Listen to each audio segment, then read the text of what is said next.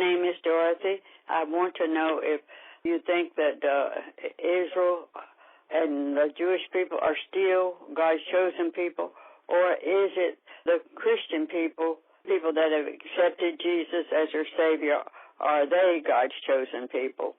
Thank you.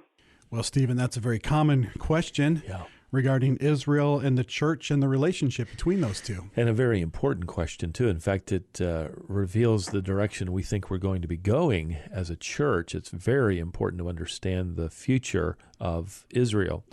Paul answers that question very specifically in Romans chapter 11. He answers the question because they're wondering, does the church replace Israel? Paul writes, I say then, God has not rejected his people, has he? That is Israel. And Paul's answer, may it never be! Exclamation point. For I too am an Israelite, a descendant of Abraham, of the tribe of Benjamin. God, verse 2, has not rejected his people whom he foreknew. Then we'll go on in chapter 11 to talk about the Gentiles who are grafted into this tree. We benefit spiritually with the promises that God has for us in the future. We're going to dwell with the Lord. Even though I'm a Gentile, I'm going to be a part of God's eternal future. In fact, I'm called a child of God, and I'm not related to Abraham except by faith spiritually. But I can be a child of God too, and I'm so grateful for this. But nowhere does the New Testament talk about the church replacing Israel.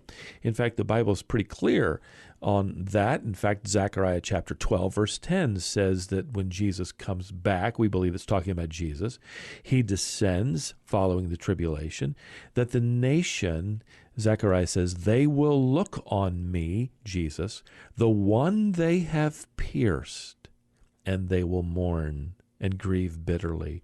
So that the nation that's reconstituted during the tribulation, those who believe are going to one day see the Messiah descending, the one whom they were involved with piercing. That's a reference to the crucifixion.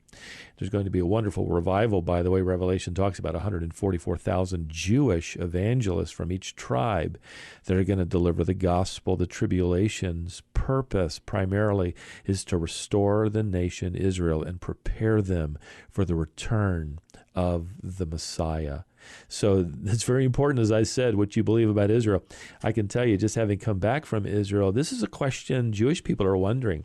In fact, I shared the gospel with one particular gentleman in Israel, and his question to me was, do you believe in replacement theology?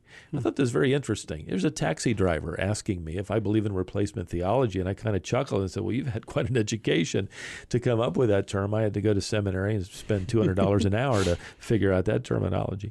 He wanted to know, and I said, I absolutely do not believe in it because the Bible is clear. These promises to David, to the son of David sitting upon the throne, these promises of a millennial temple, these promises of a kingdom are going to take place. These promises of a new Jerusalem descending. Just read Revelation 20:21. You've got a new Jerusalem descending where Jerusalem sits today. It's going to be magnificent as God redeems the nation that rejected him, as they believe in Jesus, their Messiah. We, as Gentiles, we get to join the party. And I'm so grateful for the grace of God that spiritually we're grafted in, and we're also part of the family of God.